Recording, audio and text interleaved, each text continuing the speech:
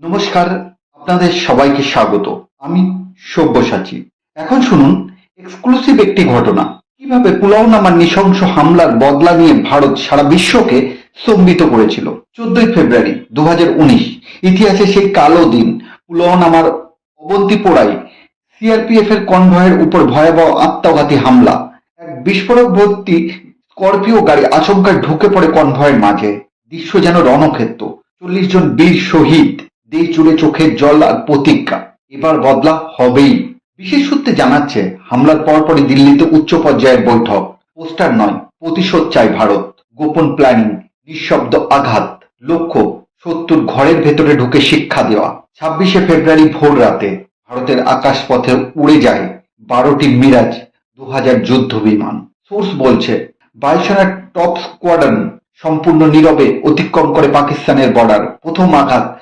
বালাকোটের গভীরে ঢুকে স্পাইস 2000 বোমা ফেলা হয়। সারা এলাকা কেঁপে ওঠে। জৈশ-ই-মোহাম্মদের প্রধান ঘাঁটি সম্পূর্ণ ধ্বংস।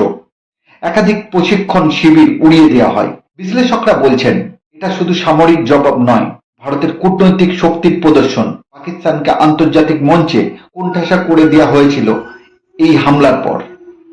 পরের দিন 27 ফেব্রুয়ারি পাকিস্তান পাল্টা হামলার চেষ্টা চালায়। ভারতীয় বায়ুসেনা মিগ-21 নিয়ে তারপর উইং কমান্ডার অভিনন্দন বর্তমান এক পাকিস্তানি F-16 বিমান গুলি করে নামান। কিন্তু সাহসিকতার সাথে লড়াই করতে গিয়ে ধরা পড়েন পাকিস্তানের হাতে। বিশ্ব জুড়ে চাপ।